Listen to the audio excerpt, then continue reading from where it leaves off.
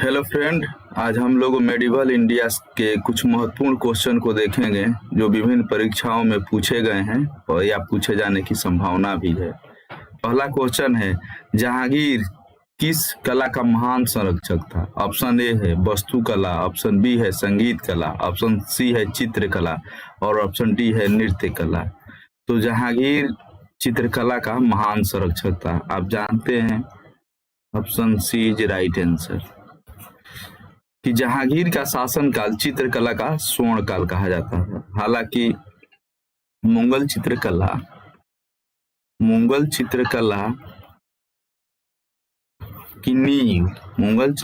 की नींव हुमायूं ने डाली। हुमायूं जब निर्वासित था, यानी वो बिलग्राम का युद्ध जो 1540 में हुआ था, जिसको कनौज का भी युद्ध कहते हैं, उस युद्ध में पराजय के बाद वो फारस चला गया था और दिल्ली की गद्दी पर शेरशाह बैठ गया था। तो हुमायूं जब वहां से वापस आया तो अपने साथ 2 चित्रकार लाए और उसी के समय में मुगल चित्रकला की नींव पड़ी थी। हालांकि ये जहांगीर के शासनकाल में अपने चरमोत्कर्ष पर थी। ओके, नेक्स्ट क्वेश्चन है, मुगल काल में निम्नलिखित में से किस महिला ने ऐतिहासिक विवरण दिया है? ए गुलबदन बेगम, बी नूरजहां बेगम, सी जहां आरा बेगम और डी है जेबुनिसा बेगम। तो ये मुगल काल की जो ऐतिहासिक विवरण है वो गुलबदन बेगम ने दिया है। Option A is right answer. Option A is right answer, Gulbadan Begum. और इसने हुमायूं नामा लिखा है। हुमायूं नामा लिखा है गुलबदन बेगम। और हुमायूं नामा 2 पार्ट में है। एक भाग में उसने बाबर के बारे में लिखा है और दूसरे भाग में उसने हुमायूं के बारे में लिखा है। और इसी पुस्तक में उन्होंने, गुलबदन बेगम ने लिखा है कि बाबर की मृत्यु इब्राहिम लोदी की मां के जहर देने के कारण हुई थी।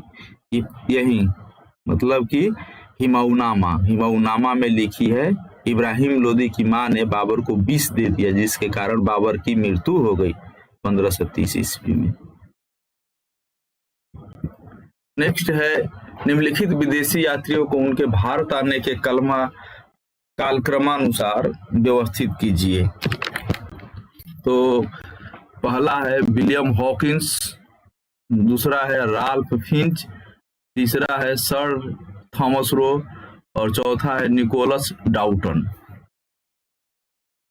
तो देखिए, विलियम हॉकिंस ये आया था 1508 में जहांगीर के दरबार में। William Hawkins. राल्फ फिंच है, ये आया था अकबर के काल में आया था। सर थॉमस रो ये आया था 1615 में जहांगीर के शासनकाल में। और निकोलस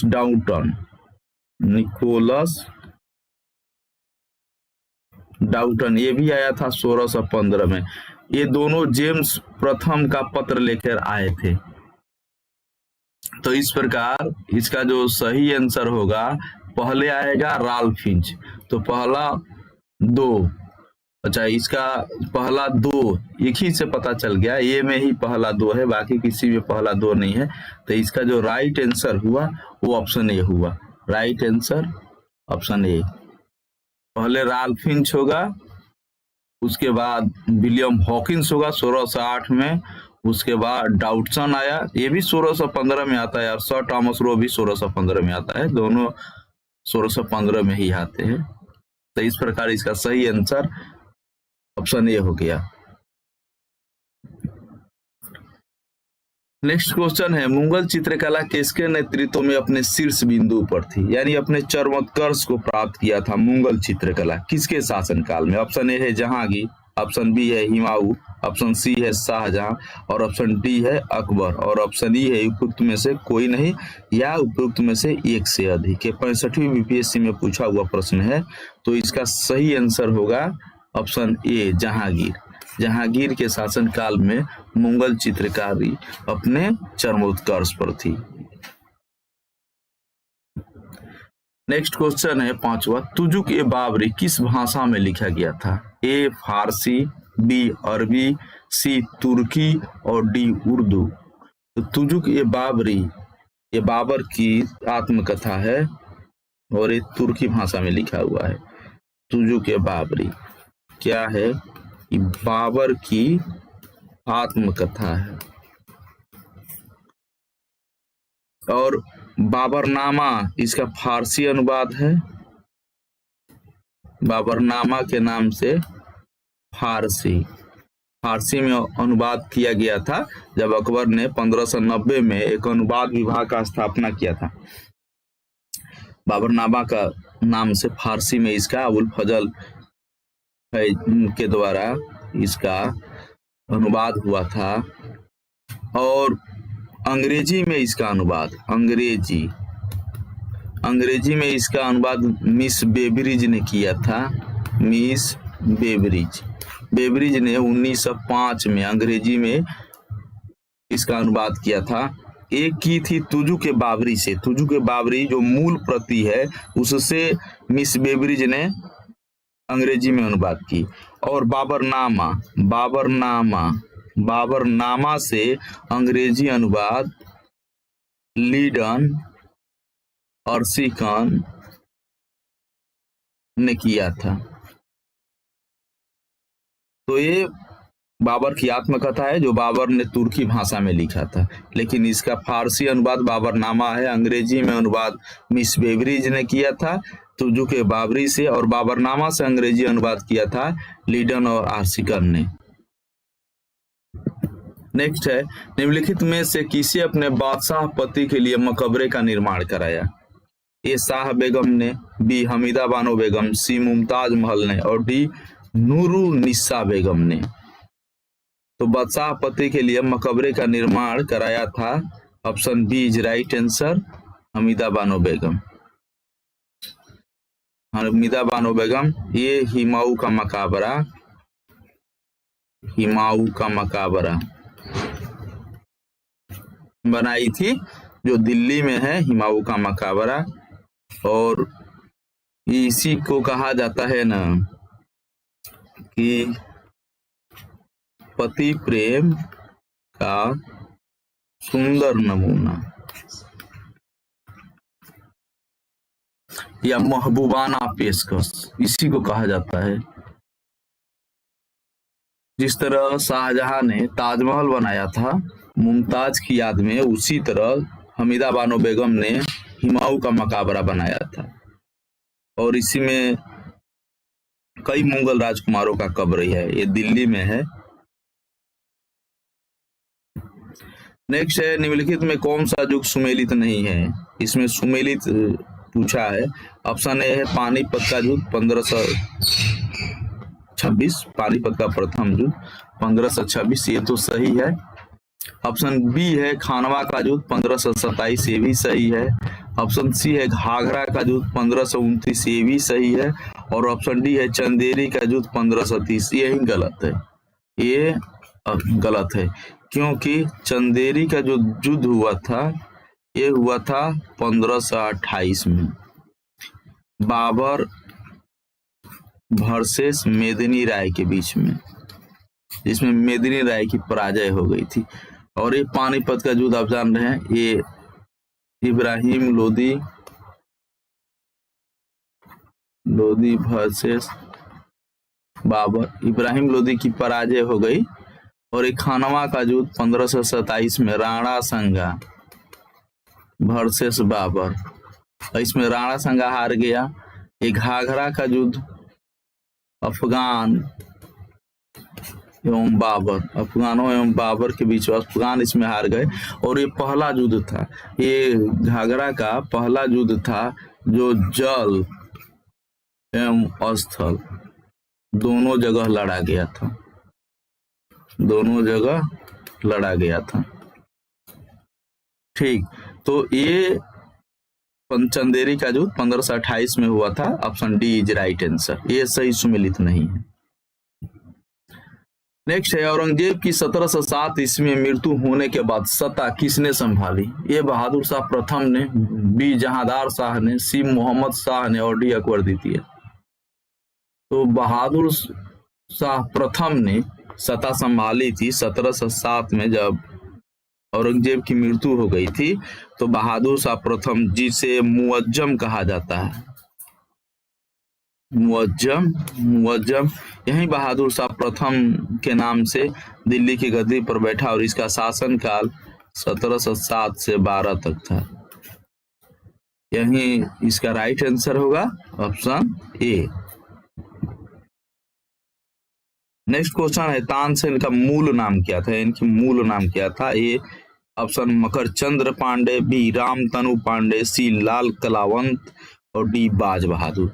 तो तानसेन का मूल नाम रामतनु पांडे था, ऑप्शन बी रामतनु पांडे था। इनका जो तानसेन का मकबरा है ये ग्वालियर में है, ये भी क्वेश्चन पूछा जाता है।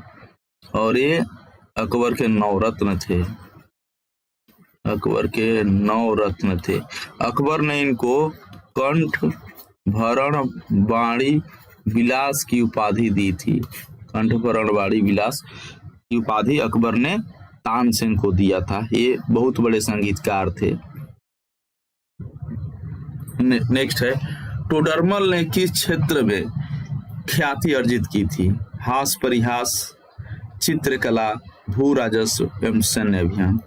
तो इस क्वेश्चन का जो आंसर होगा option C is right answer, भू राजस्व, क्योंकि टोडरमल को भू राजस्व व्यवस्था के लिए जाना जाता है, भू राजस्व व्यवस्था के लिए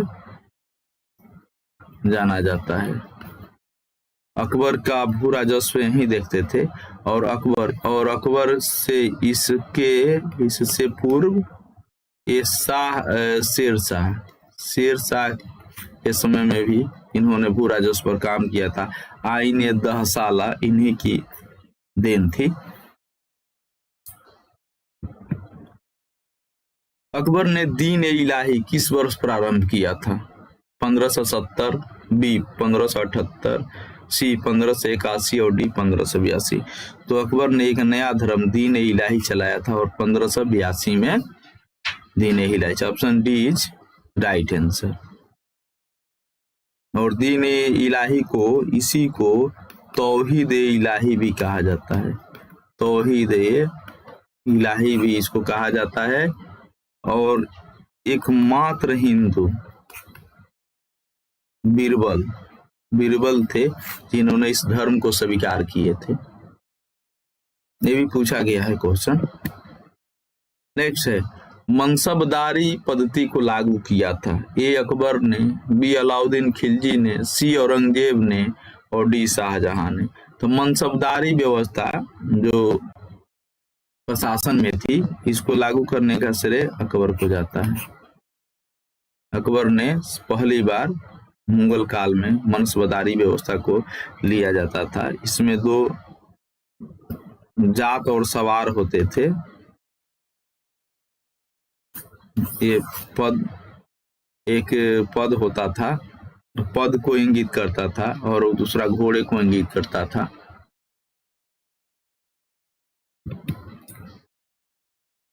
दिल्ली में कौन सा ऐतिहासिक स्मारक भारतीय एवं फारसी वास्तुकला शैली का उदाहरण है? ये लोधी का मकबरा, बी कुतुब मीनार, सी हुमायूं का मकबरा और डी लाल किला। तो इस क्वेश्चन का जो सही आंसर है ऑप्शन सी है, हुमायूं का मकबरा। हुमायूं का मकबरा भारत और फारसी वास्तुकला शैली का एकदम उदाहरण है, क्योंकि इसको आप जानते हैं कि फारसी कला और भारतीय कला का ये मिश्रण था, हुमायूं का मकबरा, जिसको इसकी पत्नी हमीदा बानो ने बनाया था, हमीदा बानो बेगम ने बनाया था इस मकबरा को। दिल्ली में है ये मकबरा, ये भी पूछा जाता है कहाँ है, तो दिल्ली में है। महाभारत का फारसी अनुवाद किस नाम से किया गया था? ए रजमनामा, बी आयार दानिश, सी हस्त बहिहस्त और डी अनवार ए सुहेली। तो महाभारत का फारसी अनुवाद था वो रजमनामा के नाम से किया गया था, बहुत बार पूछा है, और ये बदाऊनी ने किया था, बदाऊनी, अब्दुल कादिर बदाऊनी ने किया था। हम अनवार सुहेली, ये पंचतंत्र जो विष्णु शर्मा, जिसके लेखक हैं विष्णु शर्मा, ये उन्हीं का ये पंचतंत्र का ये फारसी अनुवाद है, अनवार सुहेली। और रामायण का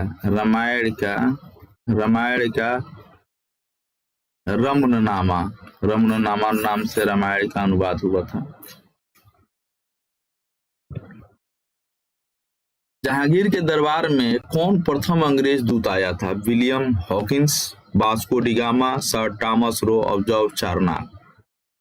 तो जहांगीर के दरबार में जो सबसे पहले आया था वो विलियम हॉकिंस था। ये 1608 में आया था। और जहांगीर ने इसे 400 का मनसब दिया था, 400 का मनसब दिया था। और इसको इंग्लिश खान की उपाधि दी थी। जहांगीर आगरा में मिला था, अजमेर भी गया था, मांडू भी गया था 1608 में। वास्को डी गामा को जानते हैं, किसने भारत का खोज किया था? वास्को डी गामा जिसने भारत का खोज किया था, वास्को डी गामा ये भारत का खोज किया था 1498 में। 20 मई 1498 को इसने भारत का खोज किया था। वास्को डी गामा पुर्तगाली था। सर टॉमस रो ये 1615 में आया था, जहांगीर के ही दरबार में था। लेकिन यहाँ पूछ रहा है कि कौन अंग्रेज दूत सर्वप्रथम जहांगीर के दरबार में आया, तो option A is right answer, William Hawkins 1608 में। नेक्स्ट है, निम्नलिखित अंग्रेजों में से किसे जहांगीर ने इंग्लिश खान की उपाधि से सम्मान? कभी इस प्रश्न का हम लोग चर्चा किए थे नेक्स्ट में। तो इसका सही जो ऑप्शन है, ऑप्शन तो ये है sir Thomas Roe, option B है विलियम हॉकिंस, सी है एडवर्ड टेरी और डी है पीटर डेला विला। तो ये है विलियम हॉकिंस। विलियम हॉकिंस को इंग्लिश खान की उपाधि दिया था जहांगीर ने। नेक्स्ट है, निम्नलिखित में से इत्र बनाने की विधि का आविष्कार किसने किया था? ए नूरजहां, बी लाडली बेगम, सी अस्मत बेगम और डी मरियम उज़मानी। तो ये उसका जो सही आंसर होगा वो होगा option C is right answer. ये अस्मत बेगम थी, इन्होंने इत्र से गुलाब के फूल से, मतलब गुलाब की फूल से इत्र बनाया था और एक कनौज में बनाया था। कनौज एक शहर है, इसको कनौज को न इत्र का शहर कहा जाता है, सुगंधों का शहर। यहाँ ये उद्योग काफी फला फूला है। और ये अस्मत बेगम कोई और नहीं थी, ये अस्मत बेगम ये नूरजहां की माँ थी, नूरजहां की माँ थी और इत्मदौला की पत्नी थी। ये अस्मत बेगम नूरजहां की माँ थी। खुशबुओं का शहर, कनौज को खुशबुओं का शहर भी कहते हैं, खुशबुओं का शहर। और ये नूरजहां की माँ थी अस्मत बेगम और इत्मदौला की पत्नी थी। आसफ खां भी अस्मत बेगम का ही बेटा था और आसफ खां की बेटी थी अर्जुमंद बानो बेगम, जो मुमताज महल बनी थी। नेक्स्ट है, जहांगीर ने किस सिख गुरु को मृत्यु दंड दिया था? ए तेग बहादुर, बी गुरु अर्जुन देव, सी गुरु हरगोविंद और डी गुरु गोविंद सिंह। तो जहांगीर ने गुरु अर्जुन देव को मृत्यु दंड दिया। Option B. हुआ क्या था कि खुसरो, जहांगीर का जो पुत्र था, जहांगीर का पुत्र खुसरो ने विद्रोह कर दिया था, विद्रोह कर दिया। गुरु ने आशीर्वाद उसे दे दिया, आशीर्वाद दिया। इसी कारण गुरु अर्जुन देव को जहांगीर ने मृत्यु दंड की सजा दे दी। नेक्स्ट क्वेश्चन है, मुमताज महल का असली नाम था? ए अर्जुमंद बानो बेगम, बी लाडली बेगम, सी मेहरुनिसा और डी रोशन आरा। तो ये मुमताज महल का जो नाम था अर्जुमंद बानो बेगम था और ये आसफ खां की पुत्री थी। आसफ खां की पुत्री थी, नूरजहां की भतीजी थी। और मुमताज महल, जब शाहजहां ने इसको मुमताज महल की उपाधि दिया था, शाहजहां ने उपाधि दिया मुमताज महल, मुमताज की। और इन्हीं की याद में ताजमहल बना।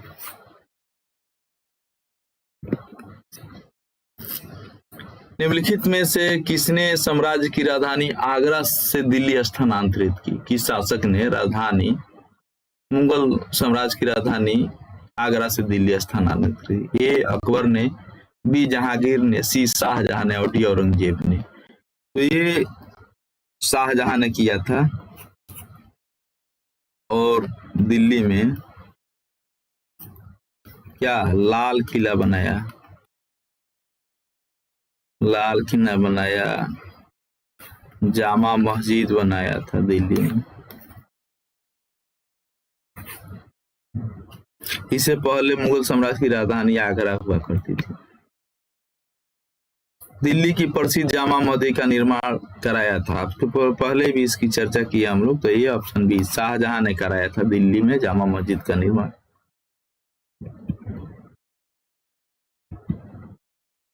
नेक्स्ट है, उपनिषदों का फारसी अनुवाद किस मुगल सम्राट के शासनकाल में हुआ था? ए औरंगजेब, बी हुमायूं, सी अकबर और डी शाहजहां।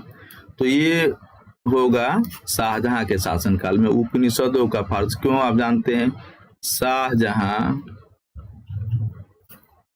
का बड़ा पुत्र दारा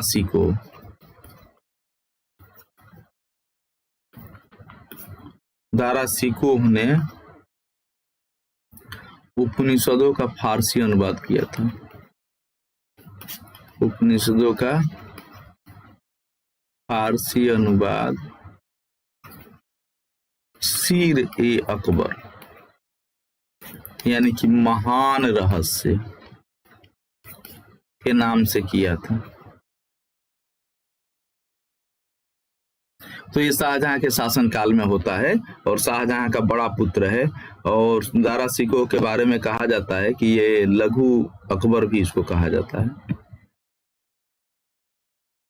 फिर ये प्रश्न आ गया, दारा शिकोह ने किस शीर्षक के अंतर्गत उपनिषदों का फारसी में अनुवाद किया था? तो ये किया था सीर अकबर के नाम से। अभी भी हम चर्चा किए हैं इससे पहले, सीर अकबर, जिसका अर्थ होता है महान रहस्य, महान रहस्य। और शाहजहां के शासनकाल में हुआ था, ये भी याद रखना है। नेक्स्ट क्वेश्चन है, जजिया किसके शासनकाल में पुनः लगाया गया था? ए अकबर, बी औरंगजेब, सी जहांगीर और डी हुमायूं। तो जजिया सब पुनः लगा दिया औरंगजेब ने। अकबर ने जजिया कर को समाप्त कर दिया और औरंगजेब ने दोबारा लगा दिया। और ये जजिया, ये मोहम्मद बिन कासिम ने सबसे पहले भारत में जजिया लगाया था, सर्वप्रथम जजिया लगाया था जब ये सिंध को जीता था। उसके बाद ब्राह्मणों पर जजिया, ये भी प्रश्न पूछा जाता है। ब्राह्मणों पर सर्वप्रथम जजिया फिरोज शाह तुगलक ने लगाया था, FST ने लगाया था। और फिर ये जजिया चलता रहा। अकबर ने जजिया को बंद किया, अकबर ने बंद कर दिया। फिर औरंगजेब ने शुरू कर दिया, औरंगजेब ने पुनः शुरू किया। फिर फर्रुखसियर के समय में भी बंद होता है। लेकिन जजिया को फाइनली अंतिम रूप से मोहम्मद शाह रंगीला बंद करता है, बंद किया। ये है जजिया का पूरा, ये गैर मुसलमानों से लिया जाने वाला टैक्स था। नेक्स्ट है कौन सा मकाबरा द्वितीय ताजमहल कहलाता है? ए अत्मदौला का मकाबरा, बी अनारकली का मकाबरा, सी राबिया उद-दौरानी का मकाबरा और डी इनमें से कोई नहीं। तो इसका जो सही आंसर होगा वो ऑप्शन सी होगा, राबिया उद-दौरानी का मकाबरा। इसी को कहते हैं बीबी का मकाबरा, बीबी का मकाबरा इसको कहते हैं। और ये औरंगाबाद में है, औरंगाबाद कहाँ है? महाराष्ट्र में। और ये बीबी का मकाबरा, ये राबिया उद-दौरानी जो है ये औरंगजेब की बीवी है, औरंगजेब की पत्नी है। इसी को कहा जाता है राबिया उद द्वितीय ताजमहल कहा जाता है। इसको दक्षिण का ताज भी कहा जाता है, दक्षिण का ताज या दक्कन का ताज, दक्कन का ताज। ताजमहल की फूहड़ नकल, फूहड़ नकल भी कहा जाता है इसको, और द्वितीय ताजमहल भी कहा जाता है। तो इतना सब इस मकाबरा के बारे में कहा जाता है। नेक्स्ट है मुगल सम्राट जिसने सर्वाधिक संख्या में हिंदू अधिकारियों की नियुक्ति की थी, वो कौन था मुगल सम्राट जिसने सर्वाधिक संख्या में हिंदू अधिकारियों की नियुक्ति की थी? ए अकबर, बी औरंगजेब, सी हुमायूं और डी बाबर। तो इसका राइट आंसर होगा औरंगजेब। औरंगजेब के समय में सर्वाधिक मनसबदार, इसको सर्वाधिक हिंदू मनसबदार थे।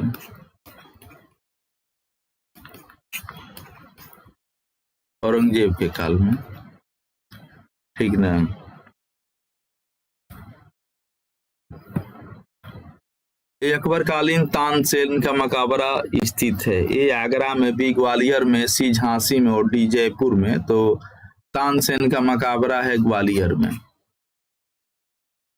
ठीक, तानसेन के बारे में इनका मूल रामतनु पांडे है और अकबर की सेवा में आने से पहले रीवा के महाराजा रामचंद्र की सेवा में भी थे। अकबर के मुख्य संगीतकार थे, नवरत्नों में शामिल थे। अकबर ने इन्हें कंठभरण वाणी विलास की उपाधि भी दिया था। नेक्स्ट है हुमायूं नामा की रचना किसने की? ए हुमायूं, बी बाबर, सी गुलबदन बेगम, डी रजिया सुल्तान। तो हुमायूं नामा की रचना गुलबदन बेगम ने किया। जो ये गुलबदन जो बेगम है ये है बाबर की पुत्री, बाबर की पुत्री है गुलबदन बेगम। अनवार-ए-सुहाइली नामक ग्रंथ निम्नलिखित में से किसका अनुवाद है? ये पंचतंत्र का, बी महाभारत का, सी रामायण का और डी सूरसागर का। तो ये है पंचतंत्र का फारसी अनुवाद है। अकबर के शासनकाल में हुआ था, अकबर के काल में पंचतंत्र। अनवार-ए-सुहाइली क्या पंचतंत्र है। अच्छा, 1773 ईस्वी में जीज मुहम्मद शाही पुस्तक जो नक्षत्रों संबंधी ज्ञान से संबंधित है के लेखक हैं। ये जोधपुर के जसवंत सिंह, बी आमेर के राजा भारमल, सी जयपुर के सवाई जय सिंह और डी उदयपुर के महाराणा अमर सिंह। तो ये option C is right answer. और ये जज जीज मुहम्मद शाही है, ये नक्षत्र संबंधी पुस्तक है, नक्षत्र संबंधी पुस्तक है। ग्रह नक्षत्र समझ रहे हैं ना, ग्रह नक्षत्र संबंधी पुस्तक है। और इन्होंने कई जगह वेधशाला भी बनवाया था, जैसे बनारस में, मथुरा में, जयपुर में, दिल्ली में, ये वेधशाला भी बनवाए थे इन्होंने। नेक्स्ट है मुगल बादशाह जो शाहे बेखबर के उपनाम से जाना जाता था। ए बहादुर शाह प्रथम, बी बहादुर शाह द्वितीय, सी जहांदार शाह और डी मोहम्मद शाह। तो इसका जो सही आंसर होगा ऑप्शन ए होगा बहादुर शाह। बहादुर शाह को हम शाहे बेखबर कहते हैं, शाहे बेखबर। क्यों कि इस बादशाह को राजकीय कामों में कोई दिलचस्पी नहीं थी और खफी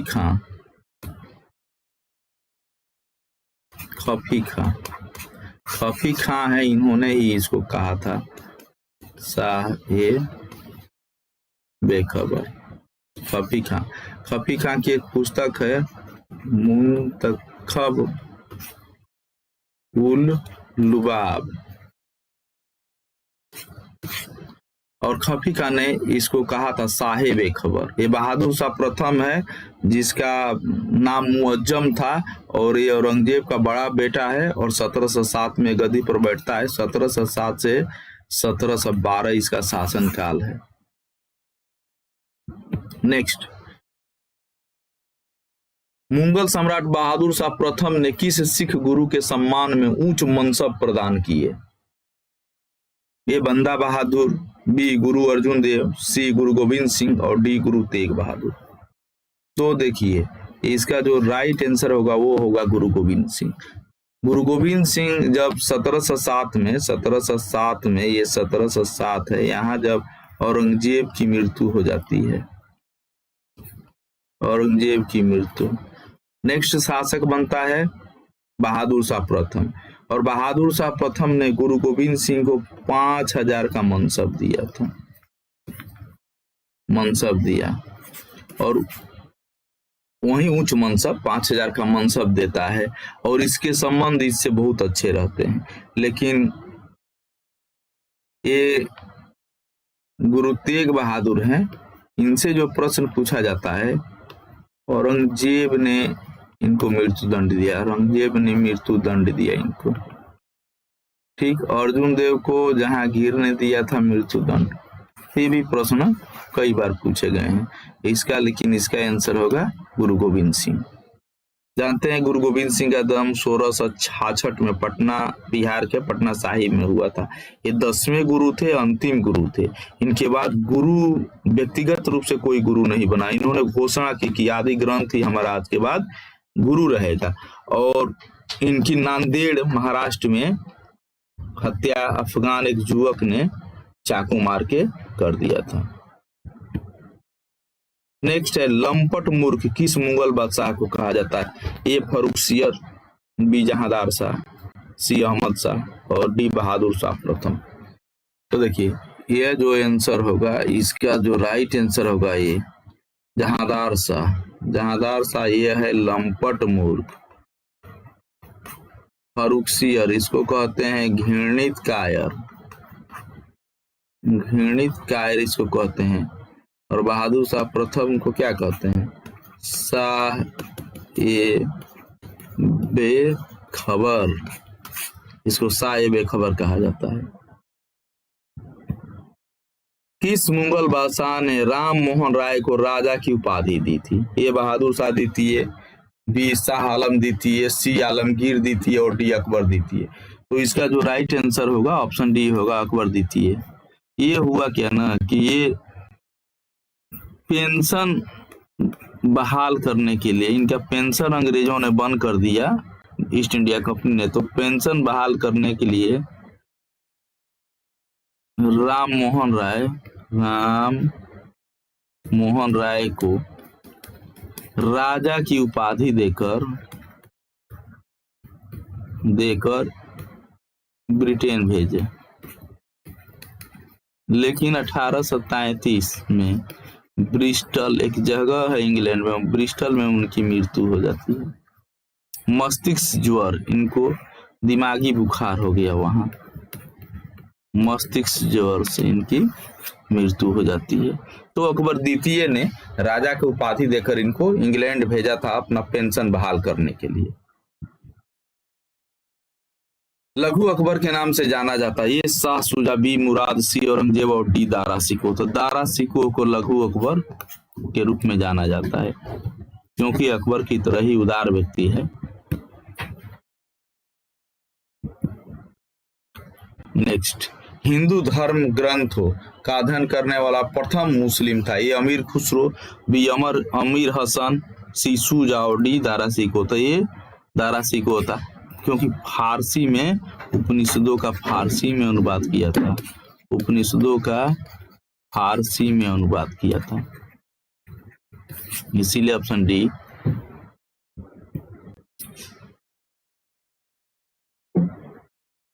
हिंदू और ईरानी वास्तुकला का सर्वप्रथम समन्वय हमें देखने को मिलता है। ये ताजमहल में, बी लाल किला में, सी पंचमहल में और डी शेरशाह के मकबरे में। तो ये ताजमहल में देखने को मिला, option A is right answer, क्योंकि उसके जो बनाने वाले वास्तुकार थे वो लोग ईरानी थे। नेक्स्ट है, मुगल काल में सेना का प्रधान निम्न में कौन था? ए शाहनाई-ए-पील, बी मीर बख्शी, सी वजीर और डी सवाहे निगाह। तो इसका जो राइट आंसर होगा वो मीर बख्शी सेना का प्रधान होता था। नेक्स्ट है, मुगल प्रशासन में मुहतसिब था। ए सेनाधिकारी, बी विदेश विभाग का मुख्य, सी लोक आचरण अधिकारी और डी पत्र भिन्न व्यवहार विभाग का अधिकारी। तो ये लोक आचरण अधिकारी था। औरंगजेब के शासनकाल में इसकी नियुक्ति होती है लोक आचरण अधिकारी मुहतसिब। ये बहुत इंपॉर्टेंट है, कई बार एग्जाम में पूछा है।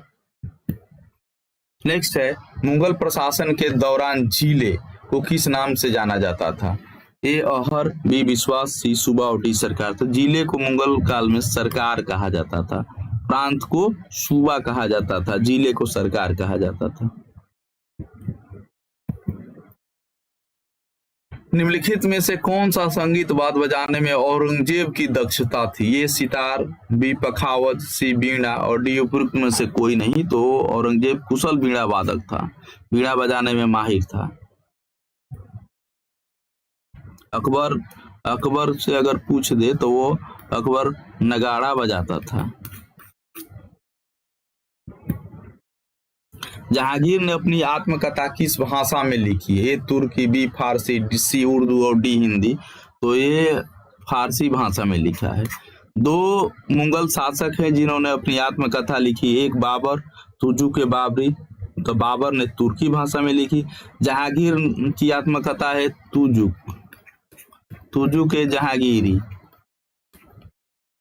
ए जहांगीरी और ये फारसी भाषा में है, ठीक ना। और इसको पूरा करने का श्रेय मोतमिंद खां को जाता है, मोतमिंद खां ने पूरा किया इसको।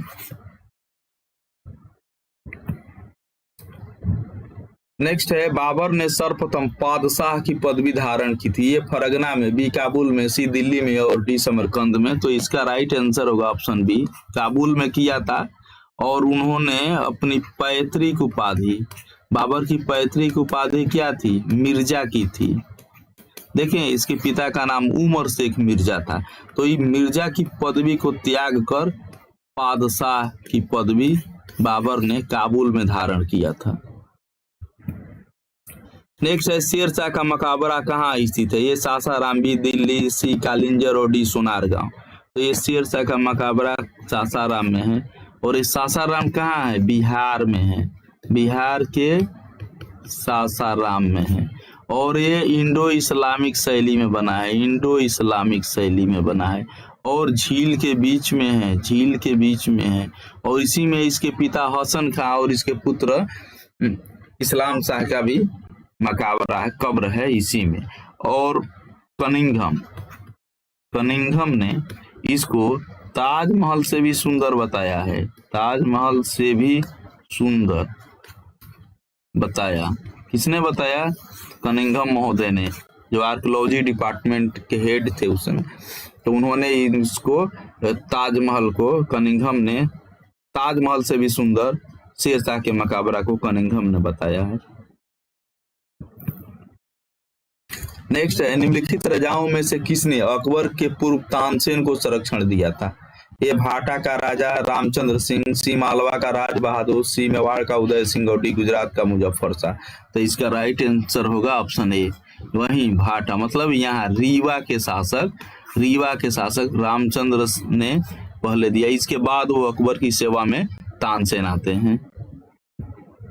वो प्रसिद्ध जैन आचार्य जिसको अकबर ने जगत गुरु की उपाधि दी से सम्मानित किया था, तो इस सम्मानित किया था डी हरि विजय सूरी को। Option D is right answer. Hari Vijay Suri को उन्हें जगत गुरु की उपाधि से सम्मानित किया था, क्योंकि अकबर ने सभी धर्म के संतों को अपने इबादत खाना में बुलाता था और उस पर चर्चा करता था। इसी क्रम में उन्हें हरि विजय सूरी को भी बुलाया था और उनको जगत गुरु की उपाधि दिया था। नेक्स्ट क्वेश्चन है, निकोलो द कॉन्टी अब्दुल रजाक नासी निकितीन और फरनाओ नूनीज ने किस साम्राज्य की यात्रा की थी? तो ये कनौज का साम्राज्य, विजयनगर का साम्राज्य, होयसल साम्राज्य और डी राष्ट्रकूट साम्राज्य, तो ये सभी आए थे विजयनगर में। ये विजयनगर साम्राज्य में सारे लोग आए थे। आप जानते हैं विजयनगर की स्थापना 1336 में होती है। हरिहर एंड बुक्का दोनों भाइयों ने किया। इनके पिता था संगम, उसी के नाम पर वंश का नाम पड़ा संगम वंश। और उस समय 1336 में दिल्ली का शासक है एमबीटी यानी मोहम्मद बिन तुगलक शासक। तुंगभद्रा नदी किस साम्राज्य का भरण पोषण करती थी? ये चोल, बी विजयनगर, सी बकाटक और डी पांडे। तो ये विजयनगर साम्राज्य का भरण पोषण करती थी तुंगभद्रा नदी। ये तुंगभद्रा नदी और तुंगभद्रा ये है कृष्णा की सहायक नदी। कृष्णा की सहायक नदी है तुंगभद्रा नदी, कृष्णा की सहायक नदी है। और तुंगभद्रा नदी के किनारे विजयनगर साम्राज्य की स्थापना हुई थी उसी नदी पर। और यहाँ एक कृष्णा और तुंगभद्रा के बीच वाला एरिया को कहा जाता है रायचूर दोआब। जिस तरह गंगा जमुना का दोआब काफी उपजाऊ हो, यह रायचूर दोआब भी उपजाऊ था। और इसी के लिए बहमनी और विजयनगर साम्राज्य में युद्ध होता था। बहमनी और विजयनगर में युद्ध होता था। आप याद है 1565 में तालीकोटा का युद्ध हुआ था जिसमें विजयनगर हार गया था। ये विजयनगर का भरण पोषण करती थी तुंगभद्रा, कृष्णा की सहायक नदी है। नेक्स्ट है, संगम, सालुब, तुलुब के शासक राजवंश किससे संबंध है?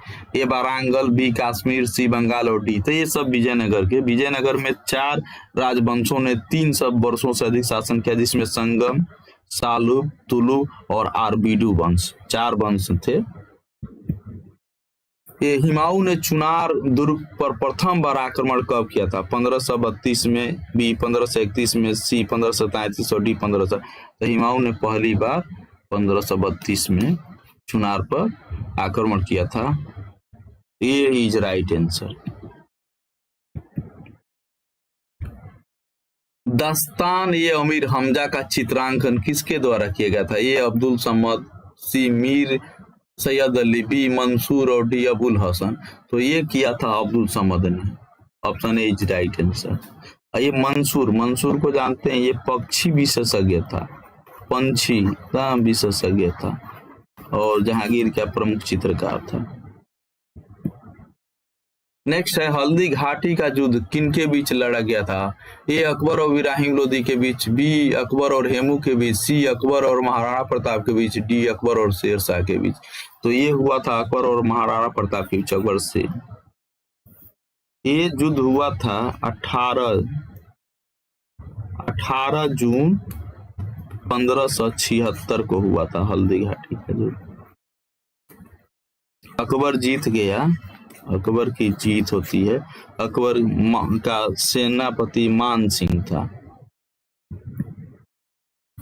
नेक्स्ट, फरीद जो बाद में शेरशाह सूरी बना ने कहां से शिक्षा प्राप्त की थी? ये सासाराम यानी सासाराम, बी पटना, सी जौनपुर और डी लाहौर। तो शेरशाह सूरी ने जौनपुर से शिक्षा प्राप्त की। आप जानते हैं जौनपुर को पूर्व का सिराज कहा जाता था। पूर्व का सिराज, जौनपुर को पूर्व का सिराज कहा जाता है। क्यों? ये शिक्षा और साहित्य के क्षेत्र में बहुत विकास किया था। सरकी राजवंशों के समय में आप जानते हैं जौनपुर का स्थापना, ये जौनपुर की स्थापना ये फेस्टी फिरोज शाह तुगलक ने एमबीटी जिसका नाम था जौना खां, बचपन में जौना खां, उसी की स्मृति में इस शहर को बसाया था। नेक्स्ट है, निम्नलिखित में से किस स्थान पर अकबर को हुमायूं की मृत्यु की सूचना मिलने पर राजगद्दी पर बैठाया गया था? ये कालानौर, बी काबुल, सी लाहौर और डी सरहिंद में। तो ये कालानौर में बैठाया गया था। कालानौर कहाँ है? ये पंजाब में है, पंजाब में कालानौर। और इसका संरक्षक बैरम खां था। बैरम खां संरक्षक शासक था, क्योंकि अकबर अल्पवयस्क था। तो कालानौर होगा आंसर डी। निम्नलिखित चित्रकारों में से किसे जहांगीर ने नादिर उल जमा की पदवी दी थी? ए अबुल हसन, बी दौलत, सी मंसूर, डी आगा रजा। तो इसका सही आंसर होगा ऑप्शन ए, अबुल हसन को दिया था उसने नादिर उल जमा की पदवी। नेक्स्ट है, तालीकोटा का युद्ध जो 1565 में हुआ था, लड़ा गया था। ए अकबर और मालवा के सुल्तान के बीच, बी विजयनगर और बहमनी राज्य के बीच, सी विजयनगर और बीजापुर, अहमदनगर और गोलकुंडा की संयुक्त सेना के बीच, और डी शेरशाह और हुमायूं के बीच। तो इसका सही जो आंसर होगा ऑप्शन बी होगा, विजयनगर और बहमनी के बीच। देखिए यहाँ भी ये बीजापुर, ये जो लिख दिया है बीजापुर, अहमदनगर, गोलकुंडा, ये भी बहमनी के ही अंग है। लेकिन आप जानते हैं कि बहमनी में 5 मुस्लिम राजे थे, ये 3, और इसके अलावा एक बीदर था और एक बरार था। तो बीदर भी इसमें भाग लिया था, बरार इसमें भाग नहीं लिया था। और इस युद्ध का जो नेतृत्व कर रहा था वो गोलकुंडा नहीं, बीजापुर, बीजापुर का जो शासक था अली आदिल शाह। अली आदिल शाह ने इस युद्ध का नेतृत्व किया था। और इसी युद्ध को, इस जो युद्ध है तालीकोटा का युद्ध जो है, इसको राक्षसी तंगड़ी का युद्ध, राक्षसी तंगड़ी का युद्ध,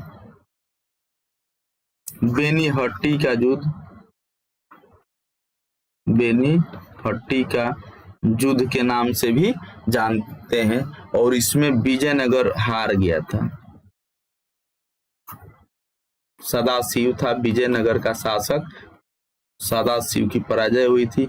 इसका सेनापति था राम राय, राम राय की मृत्यु हो गई थी इस युद्ध में। नेक्स्ट है, प्रसिद्ध विजय विठल मंदिर जिसके 56 तक्षित स्तंभ संगीतमय स्वर निकालते थे, कहाँ अवस्थित है? बेलूर, भद्राचलम, हम्पी और श्रीनगर। तो ये हम्पी में है।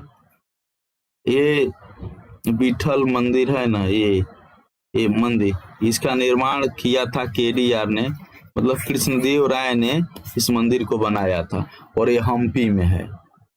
आप जानते हैं ये विजयनगर साम्राज्य के अवशेष हम्पी से ही मिले हैं, वर्तमान में कर्नाटक में है। नेक्स्ट क्वेश्चन है, अमुक्तमाल्यद किस शासक की रचना है? ए देवराय प्रथम, बी नरसिंह तुलु, सी विरूपाक्ष और डी कृष्णदेव राय। तो अमुक्तमाल्यद ये कृष्णदेव राय की रचना है। और ये भी पूछा जाता है, अमुक्त जो मलयद है ना, ये तेलुगु भाषा में है, तेलुगु भाषा में। ये भी प्रशासनिक ग्रंथ है, प्रशासनिक ग्रंथ है। जिस तरह कौटिल्य का अर्थशास्त्र भी एक प्रशासनिक ग्रंथ है, उसी तरह अमुक्तमाल्यद। और इसके अलावा कृष्णदेव राय ने जामवंती कल्याणम, उषा परिणय, ये भी 2 संस्कृत में, जामवंती कल्याणम संस्कृत में कृष्णदेव राय ने लिखा। कृष्णदेव राय एक विद्वान शासक था और इसके दरबार में 8 तेलुगु के महान विद्वान रहते थे, तभी जिसमें अलसी प्रदाना सबसे महत्वपूर्ण थे। नेक्स्ट है, किस संगम वंशीय राजा ने चीन में एक दूत मंडल भेजा था? ये बुका प्रथम, बी हरिहर द्वितीय, सी हरिहर प्रथम और डी बुका द्वितीय। तो ये बुका प्रथम होगा ऑप्शन ए। इन्होंने ही चीन में अपना एक दूत मंडल भेजा था। नेक्स्ट, कृष्णदेव राय ने किस नगर की स्थापना की थी? ये वारांगल, बी नागलापुर, सी उदयगिरी और डी चंद्रगिरी। तो बी इसका राइट आंसर होगा। देखिए कृष्ण, इनकी माता का नाम था मंगला देवी और उन्हीं के माता के नाम पर ये नंगलापुर शहर की स्थापना किए थे। विजयनगर के सबसे महान शासक थे। अब्दुल रज्जाक विजयनगर आया था, पहला देवराय प्रथम के काल में, बी देवराय द्वितीय के काल में, सी कृष्ण देवराय के राज्यकाल में, डी वीर विजय के राज्यकाल में। तो अब्दुल रजाक देवराय द्वितीय के शासन काल में आया था, ऑप्शन बी जी। और ये फारस के, मतलब कि ये फारस के शासक शाहरुख का राजदूत था, शाहरुख का दूत था। नेक्स्ट, वैदिक ग्रंथों के भाष्यकार सायन को परमार राजाओं का, सतवाहन राजाओं का, विजयनगर राजाओं का, बकाटक राजाओं का।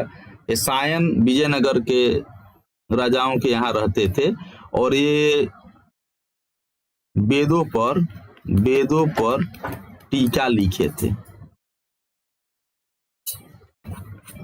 इनको सायनाचार्य के नाम से भी जाना जाता है।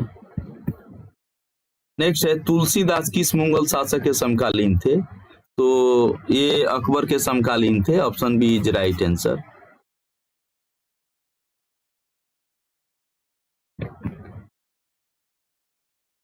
नेक्स्ट है, इनमें से कौन यूरोपीय यात्री कभी वापस यूरोप नहीं गया और भारत में ही बस गया? ए दुर्वांत बरबोसा, बी मनूची, सी टेबर्नियर और डी बर्नियर। तो ये मनुची था और ये तोप खाना का अध्यक्ष भी था, तोप खाना का, औरंगजेब की सेना में ये, और यहीं पर ये बस गया था। लास्ट क्वेश्चन है, सूची 1 से सूची 2 को सुमेलित करना है। इधर ग्रंथ है और उधर लेखक है। पहला है किताबुल हिंद। आप जानते हैं किताबुल हिंद की रचना किसने किया था? किताबुल हिंद की रचना अल-बर्नी किया था। किताबुल हिंद अल-बर्नी ने इसकी रचना किया। रेहला ये इब्न बतूता की पुस्तक है, रेहला इब्न बतूता, ठीक, जो एमबीटी के शासनकाल में आया था। अब आया है हिमायूनामा। तो इसको लिखी थी गुलबदन बेगम। अब है बादशाहनामा।